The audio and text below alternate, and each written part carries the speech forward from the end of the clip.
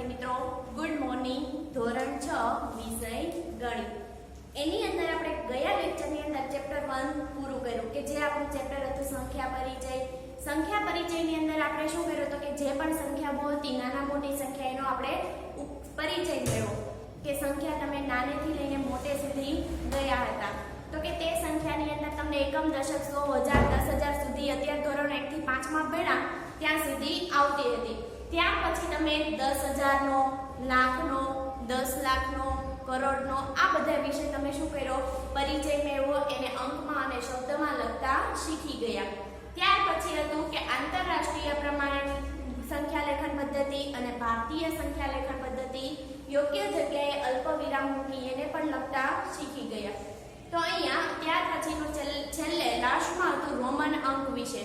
તો રોમન અંક વિશે પણ આપણે શીખી ગયા કે કઈ રીતે લખાય, એનો સરવાળો બાદબાકી કઈ રીતે થાય. ત્યાર પછી હવે આપણે જોવાનું છે નવું ચેપ્ટર, ચેપ્ટર 2 પૂર્ણ સંખ્યાઓ.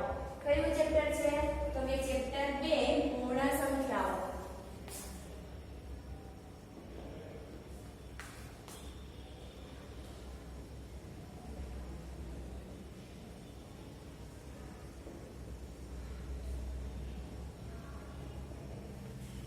ચલો, પૂર્ણ સંખ્યાઓની અંદર શું આવે છે તો કે પૂર્ણ સંખ્યા, આપણું નામ જ ટોપિકનું એવું છે, સંખ્યા છે પણ કેવી છે, પૂર્ણ સંખ્યા છે, અધૂરી સંખ્યા નથી. તો કે પૂર્ણ સંખ્યાની અંદર તમારે શું શું ગણવાનું છે તો કે પૂર્ણ સંખ્યાની અંદર તમારે પ્રાકૃતિક સંખ્યાઓ જોવાની છે, પૂર્ણ સંખ્યાઓ જોવાની છે અને ત્યાર પછી સંખ્યાઓના ગુણધર્મો. સંખ્યાઓના ગુણધર્મો એટલે કે ક્રમનો ગુણધર્મ, જૂથનો ગુણધર્મ, સંવૃત્તાનો ગુણધર્મ, તટસ્થતાનો ગુણધર્મ, વિભાજનના ગુણધર્મ, આવા વિવિધ તમારે સંખ્યાઓના શું જોવાના છે, ગુણધર્મો જોવાના છે. ત્યાર પછી આપણે કોઈક સંખ્યા રેખા છે એ સંખ્યા રેખા ઉપર સરવાળા બાદબાકી ગુણાકાર કરતા જોવાનું શીખવાનું છે. ત્યાર પછી પેટર્ન છે તો પેટર્ન ઉપરથી આપણે સરળ સમજ મેળવવાની છે. તો કે આવા વિદ્યાર્થીઓ દ્વારા આપણે શું કરવાના છે, નિયમોની જાણ કરીને તમને અમારે ઉપયોગ બતાવવાના છે અને ત્યાર પછી તમને જે પણ કાંઈ માહિતી મળે છે તે આ ચેપ્ટરને લગતી હોય છે. તો ચાલો અહીંયા જોઈએ કે આ ચેપ્ટરની અંદર શું શું આવે છે. તો કે પૂર્ણ સંખ્યા અને આપણે પહેલા પ્રાકૃતિક સંખ્યાઓ વિશે શીખી લઈએ. તો કે અહીંયા તમને ખબર છે કે સંખ્યાઓ છે તો 1, 2, 3, 4, 5, 6 થી માંડીને જે પણ સંખ્યાઓ છે એ સંખ્યાઓ અનંત સુધી વિસ્તરેલી છે. તો કે 1, 2, 3, 4 જેવી જે સંખ્યા છે તો કે પ્રાકૃતિક સંખ્યાઓ છે. તો આપણે સંખ્યાઓ તો ખબર છે, ગણતરીમાં લઈ શકીએ છીએ. તો કે અહીંયા 1, 2, 3, 4 આવી જે અનંત સુધી સંખ્યાઓ છે એ સંખ્યાઓ કેવી કહેવાય તો કે ગણતરીની સંખ્યાઓ છે. કેવી? ગણતરીની સંખ્યાઓ છે. પડી ખબર? તો કે આ જે પણ ગણતરીની સંખ્યાઓ છે તે સંખ્યાઓને આપણે કેવી સંખ્યાઓ કહેવાય છે, પ્રાકૃતિક સંખ્યાઓ કહેવામાં આવે છે. તો કે જે પણ ગણતરીની સંખ્યાઓ છે તો કે આ ગણતરીની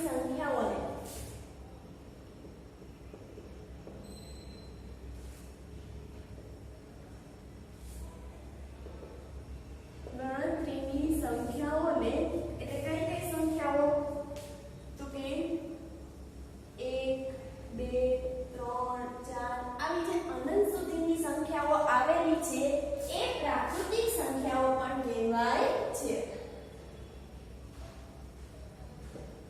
એ પ્રાકૃતિક સંખ્યાઓ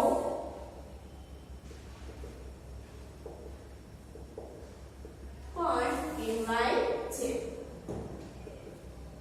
પડી સમજ? તો કે જે પણ તમને ગણતરીની સંખ્યાઓ બતાવે છે તે ગણતરીની સંખ્યાઓ એટલે કે 1, 2, 3, 4 થી અનંત સુધી એટલે કે અનંત સુધી આ આવેલી છે અને કોઈ છેલ્લો અંક મળતો નથી. તો કે આવી જે સંખ્યાઓ કહેવાય છે એ સંખ્યાઓને કેવી કહેવાય છે, પ્રાકૃતિક સંખ્યાઓ કહેવામાં આવે છે. ત્યાર પછી પ્રાકૃતિક સંખ્યાઓમાં તમે જોવા જાઓ તો કે પ્રાકૃતિક સંખ્યાઓમાં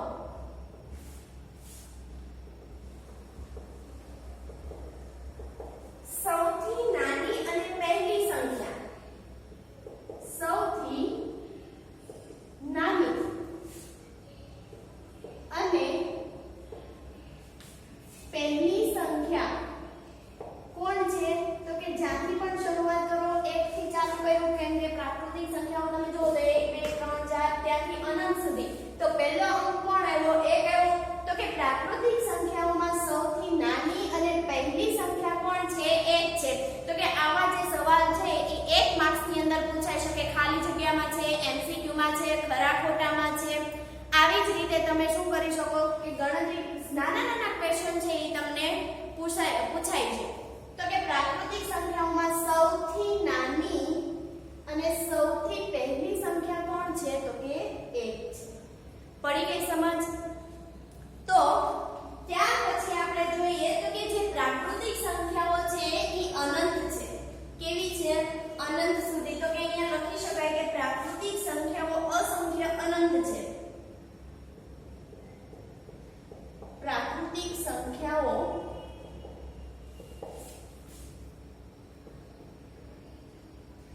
અસંખ્ય અનંત છે. પડી સમજ? તેથી એને કોઈ મોટી સંખ્યા નથી. તો કે તેથી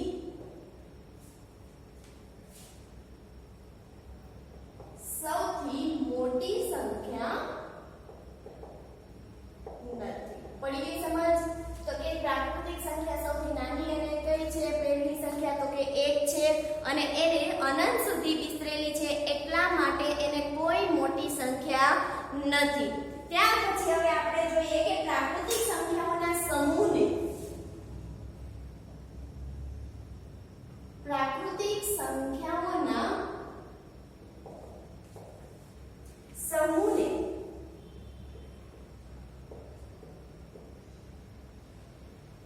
n સંકેત વડે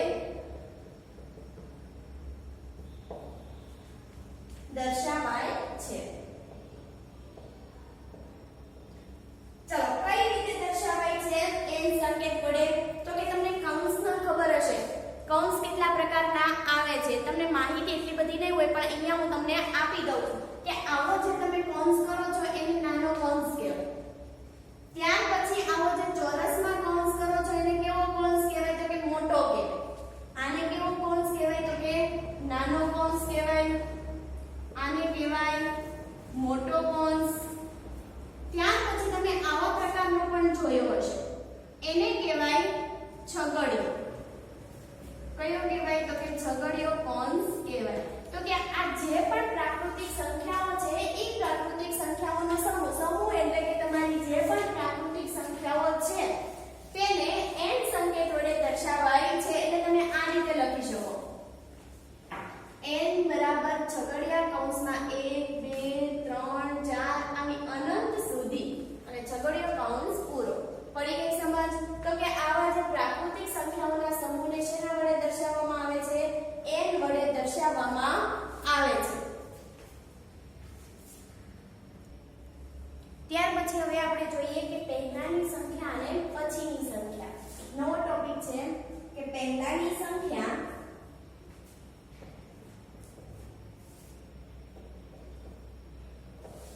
અને પછીની સંખ્યા. ચલો પહેલાની સંખ્યાને તમે કહી શકો કે પૂર્વવર્તી.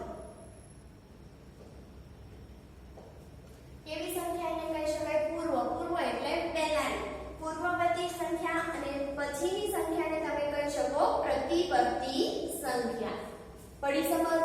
તમને આ શબ્દ ન આપેલો હોય કે પહેલાની સંખ્યા અને પછીની સંખ્યા એવો ન આપેલો હોય અને એની જગ્યાએ આવો શબ્દ આપેલો હોય કે પૂર્વવર્તી સંખ્યા અને પ્રતિવર્તી સંખ્યા લખો, તો એટલી આપણને ખબર પડવી જોઈએ કે પૂર્વવર્તી એટલે કેવી સંખ્યા થાય? પહેલાની સંખ્યા થાય. અને પ્રતિવર્તી એટલે કઈ સંખ્યા થાય? પછીની સંખ્યા થાય. તો પહેલાની સંખ્યા અને પછીની સંખ્યા તમે અહીંયા બાળ ધોરણથી શીખતા આવો છો. અહીંયા આપણે હજી પણ આપણે આ ધોરણની અંદર પણ શીખવાનું છે. તો કે પહેલાની સંખ્યા કોને કહેવાય? પહેલાની સંખ્યા કોને કહેવાય? તો કે જે સંખ્યા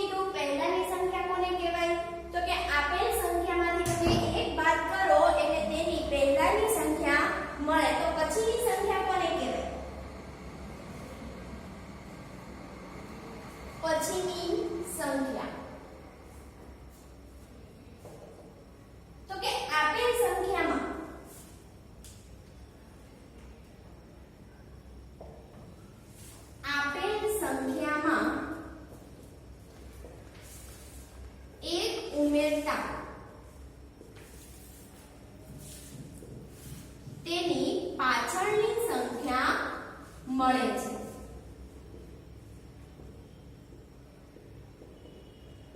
ચાલો આપણે ઉદાહરણ જોઈએ કે ઉદાહરણની અંદર શું આપેલું છે તો કે પહેલાની સંખ્યા આપેલી છે કે પહેલાની સંખ્યા કોને કહેવાય તો કે કોઈ પણ સંખ્યા આપણે લઈ લઈએ ચાલો 9 છે તો કે આપેલ સંખ્યામાંથી શું કરવાના છે એક બાદ કરવાના છે કે તમે 9 માંથી એક બાદ કરો ચાલો 9 માંથી એક જાય તો કેટલા વધે 8 તો કે 9 ની આગળની સંખ્યા કોણ હોય આગળની એટલે કે પહેલાની સંખ્યા તો કે 9 ની પહેલાની સંખ્યા કોણ હોય 8 એવી જ રીતે કોઈ બીજું ઉદાહરણ લઈ લઈએ ધારો કે આપણી પાસે સંખ્યા 12 છે તો કે આ 12 માંથી તમે એક બાદ કરો તો કે 12 - 1 ચાલો બાદબાકી કરો તો 2 માંથી 1 જાય તો 1 વધે 1 માં 1 તો કે 12 માંથી 1 ગયા તો એની કઈ જવાબ કેટલો મળ્યો આપણને 11 મળ્યો તો કે આ જે જવાબ 11 મળ્યો એ 12 ની આગળની એટલે કે પહેલાની સંખ્યા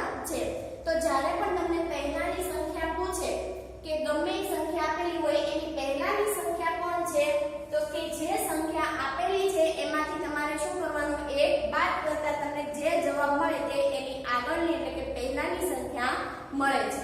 ત્યાર પછી આપણને કીધું પછીની સંખ્યા તો કે આપેલ સંખ્યામાં તમે એક ઉમેરતા જે જવાબ મળે તે પાછળની સંખ્યા મળે છે। તો ચાલો ઉદાહરણ તરીકે જોઈએ ચલો પહેલું ઉદાહરણ લઈએ કે આપેલ સંખ્યા 7 છે તો એની પછીની તમારે સંખ્યા શોધવી છે તો પછીની સંખ્યા શોધવા માટે 7 માં આપણે કેટલા ઉમેરવાના 1 ઉમેરવાના તો કે 7 + 1 એટલે કેટલા થાય 8 તો કે 7 પછીની સંખ્યા કોણ મળે તો કે 8 મળે છે। ત્યાર પછીનું બીજું ઉદાહરણ લઈ લો તો કે આપણી પાસે સંખ્યા છે 18 તો કે 18 ની પાછળની સંખ્યા એટલે કે પછીની સંખ્યા શોધવી છે તો 18 માં આપણે કેટલા ઉમેરવાના 1 ઉમેરવાના તો કે 18 + 1 એટલે કેટલા થશે 18 ને વત્તા 1 એટલે 19 તો અહીંયા એટલું છે કે પહેલાની સંખ્યા શોધવા માટે આપેલી સંખ્યામાંથી એક બાદ કરવાના અને પછીની સંખ્યા શોધવા માટે આપેલ સંખ્યામાં એક શું કરવાના છે ઉમેરવાના છે। આ હતી તમારી પૂર્વવર્તી સંખ્યા અને પ્રતિવર્તી સંખ્યા। પૂર્વવર્તી એટલે કે પહેલાની સંખ્યા અને પ્રતિવર્તી એટલે પછીની સંખ્યા। પડી સમજ?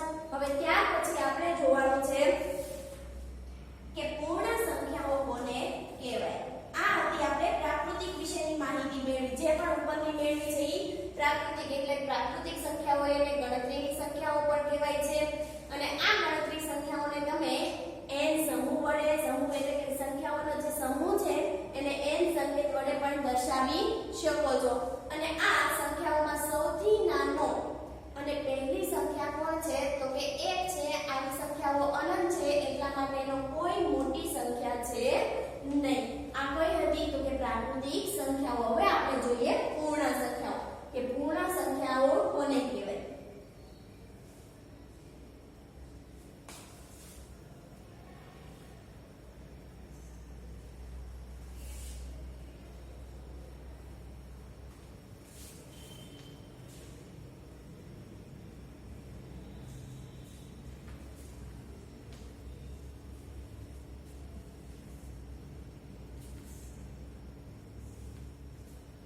ચાલો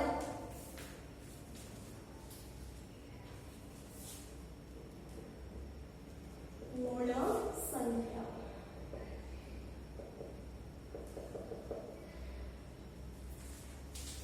તો કે પૂર્ણ સંખ્યા છે એ પૂર્ણ સંખ્યાઓની અંદર પ્રાકૃતિક સંખ્યાઓનો પણ સમાવેશ થાય છે। તો કે એની અંદર ડિફરન્સ શું છે તો કે પ્રાકૃતિક સંખ્યાઓમાં જ્યારે તમારે એની આગળ પ્રાકૃતિક સંખ્યા ક્યાંથી શરૂઆત થતી હતી 1 થી તો કે એક સંખ્યા જે છે એની આગળ તમે 0 લગાડો ત્યારે તમારી સંખ્યા છે એ કેવી બને છે પૂર્ણ સંખ્યા બને છે। તો કે 0 અને પ્રાકૃતિક સંખ્યાઓ 0 અને પ્રાકૃતિક સંખ્યાઓ મળીને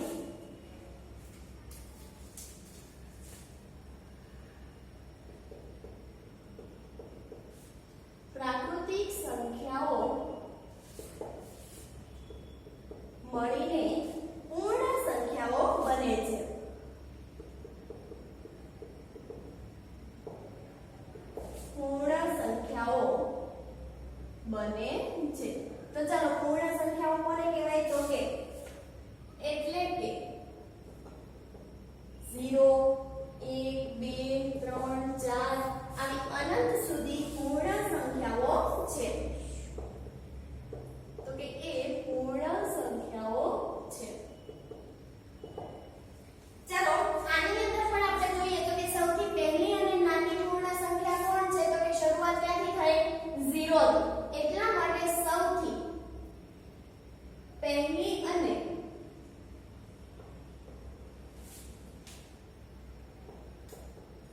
નાની પૂર્ણ સંખ્યા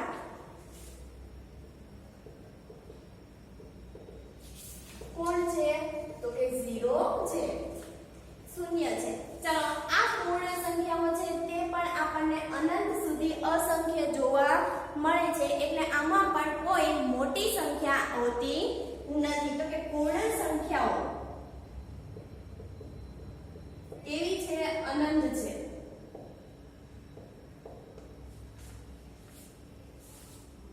તેથી સૌથી મોટી સંખ્યા નથી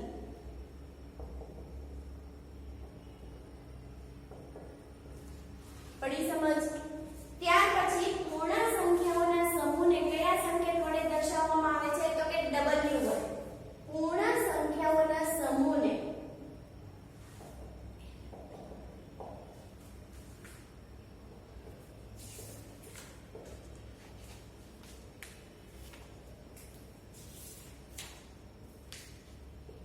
W સંકેત વડે દર્શાવાય છે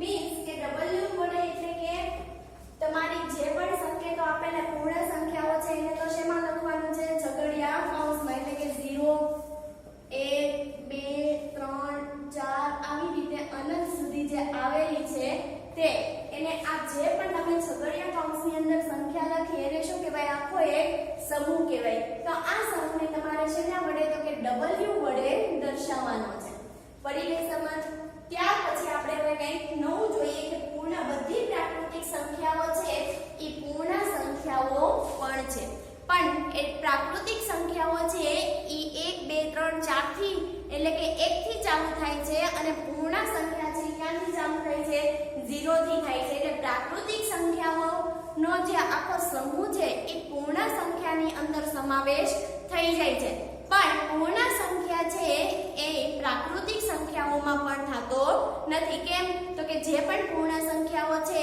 એ પ્રાકૃતિક સંખ્યાઓમાં ન આવે કેમ કે પ્રાકૃતિક સંખ્યા 1 થી ચાલુ થાય અને પૂર્ણ સંખ્યા ક્યાંથી ચાલુ થાય છે 0 થી થાય છે એટલા માટે કે બધી પ્રાકૃતિક સંખ્યાઓ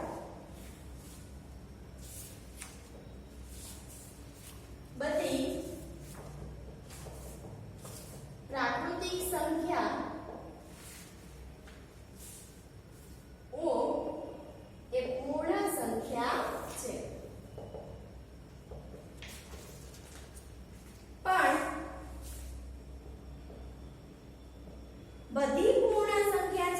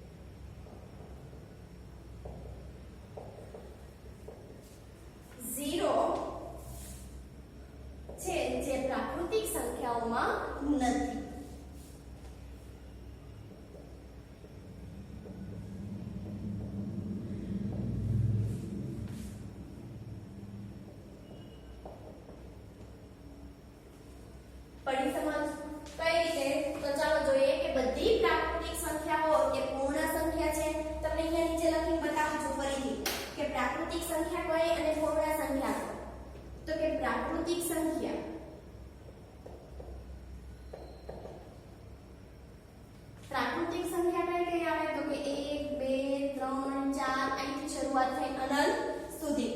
પૂર્ણ સંખ્યા કોણ છે? તો કે 0 1 2 3 4 અનંત સુધી. પડી સમજ? તો કે બધી પ્રાકૃતિક સંખ્યા છે એ પૂર્ણ સંખ્યા છે. તમે જુઓ પ્રાકૃતિક સંખ્યા 1 2 3 4, પૂર્ણ સંખ્યામાં પણ 1 2 3 4 આવ્યા. તો કે પ્રાકૃતિક સંખ્યાઓ છે એ પૂર્ણ સંખ્યાઓ કહેવાય છે, પણ જે પૂર્ણ સંખ્યા છે તેને પ્રાકૃતિક સંખ્યા કહેવાતી નથી. કેમ? તો કે પૂર્ણ સંખ્યામાં જે 0 આવે છે એ પ્રાકૃતિક સંખ્યામાં નથી, એટલા માટે. ચાલો હવે જોઈએ સંખ્યા રેખા.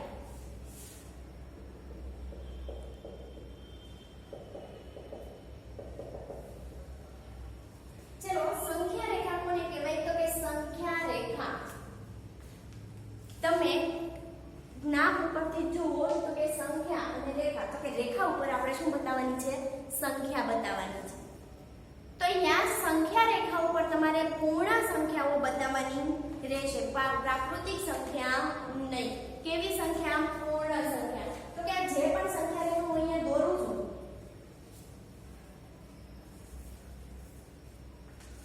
જો રેખા છે એટલે બંને બાજુથી બતાવવાની છે.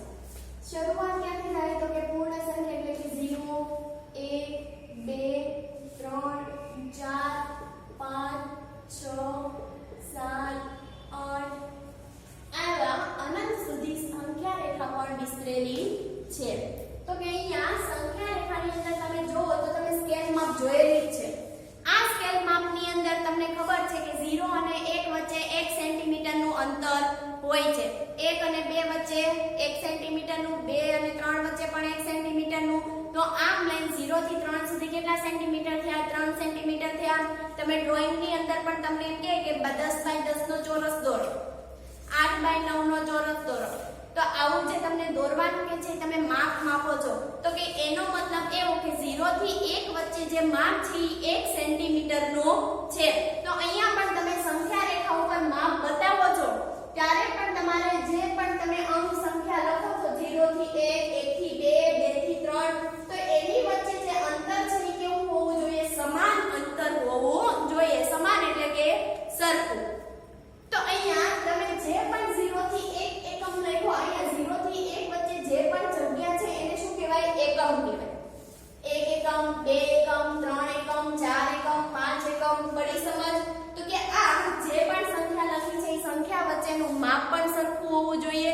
એટલે એનો મતલબ એવો કે તે વચ્ચે એકમો, જે 2 એકમો છે એ 2 એકમો વચ્ચેનું માપ કેવું હોવું જોઈએ? સરખું હોવું જોઈએ. ત્યાર પછી આપણને એવું કીધું કે સંખ્યા રેખા પરની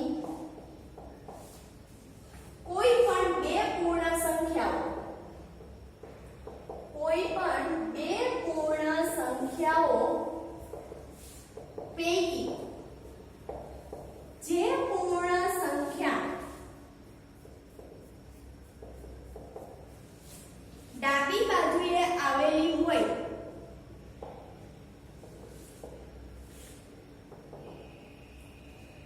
તે પૂર્ણ સંખ્યા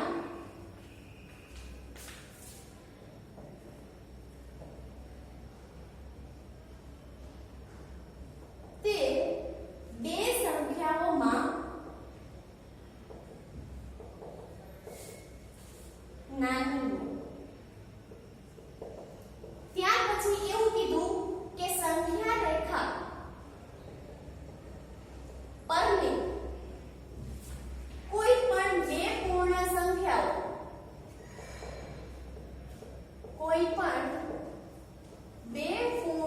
સંખ્યાઓ પૈકી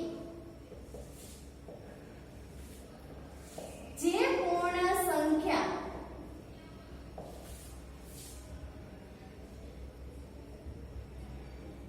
જમણી બાજુએ આવેલી હોય તે પૂર્ણ સંખ્યા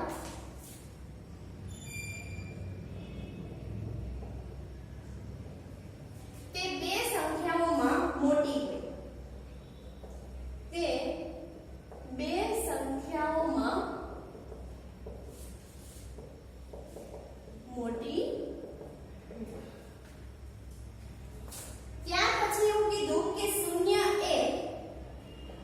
નાનામાં નાની પૂર્ણ સંખ્યા હોવાથી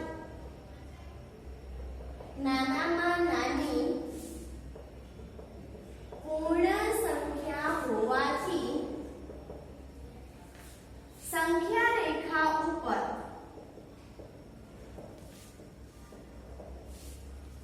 શૂન્યની ડાબી બાજુએ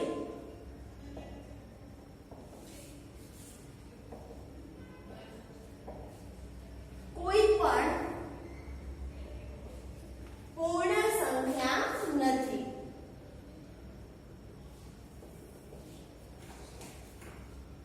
ચાલો જુઓ કે સંખ્યા રેખા ઉપર કીધું તો કે આ જે તમને સંખ્યા રેખા આપેલી છે એમાંથી કોઈ પણ બે પૂર્ણ સંખ્યાઓ પૈકી જે પૂર્ણ સંખ્યા, હવે આપણે પૂર્ણ સંખ્યા લઈ લઈએ, કોણ લઈ લઈએ છે તો કે 4 5 6 4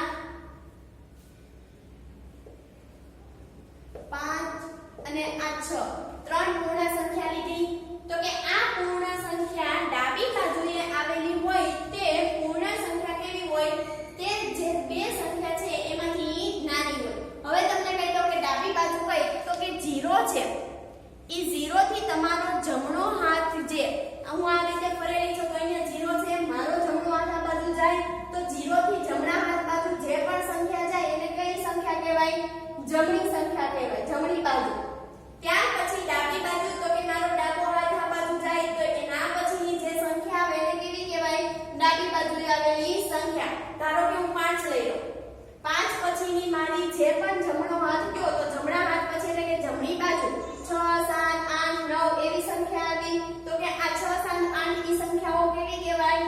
મોટી સંખ્યાઓ કહેવાય. કીધું ને કે ડાબી બાજુએ આવેલી તે પૂર્ણ સંખ્યા નાની સંખ્યા અને જમણી બાજુએ આવેલી કેવી કહેવાય? મોટી. તો કે 5 પછી 6 મોટા, 6 પછી 7 મોટા, 7 પછી 8 મોટા. તો એનો મતલબ એવો કે મેં 3 4 અને 5 જે પૂર્ણ સંખ્યા લીધી 3 4 5 કે 4 5 6 આ ત્રણ સંખ્યા લીધી તો એમાંની ડાબી બાજુએ આવેલી તો કે 4 5 6 માં ડાબી બાજુએ આવેલી એટલે 6 મોટો અંક થયો ત્રણેયમાં એનાથી 5 અને 4 કઈ બાજુ છે તો કે ડાબી બાજુ છે. જો 6 થી 5 4 5 ડાબી બાજુ થયા, ડાબા હાથ બાજુ તો કે ઈ સંખ્યાઓ કેવી કહેવાય? નાની કહેવાય. ત્યાર પછી આમાં લઈ લો 4 5 અને 6 તો કે જે 4 અંક છે તેનાથી તમે જમણી બાજુ જાઓ તો 6 થઈ કેવા થઈ ગયા? મોટા થઈ ગયા. પડી સમજ?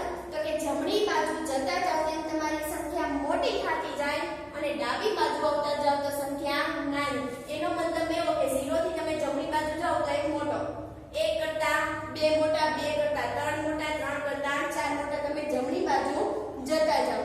એવી જ રીતે તમે ડાબી બાજુ આવો તો 4 કરતા 3 નાનો, 3 કરતા 2 નાના, 2 કરતા 1 નાનો. પડી સમજ? ત્યાર પછી એવું કીધું કે શૂન્ય છે એ નાનામાં નાની પૂર્ણ સંખ્યા છે. શૂન્ય એ નાનામાં નાની કેવી છે? પૂર્ણ સંખ્યા છે. એટલા માટે સંખ્યા રેખા ઉપર શૂન્યની ડાબી બાજુ એટલે કે ડાબા હાથ બાજુ કોઈ પણ પૂર્ણ સંખ્યા લખાતી નથી કેમ કે શૂન્યથી જ આપણી પૂર્ણ સંખ્યા ચાલુ થાય છે. તો કે અહીંયા જે પણ આપણી થિયરી ચાલેલી છે તેને તમારે બાકી બુકની અંદર શું કરવાની છે? લખવાની છે વ્યવસ્થિત રીતે.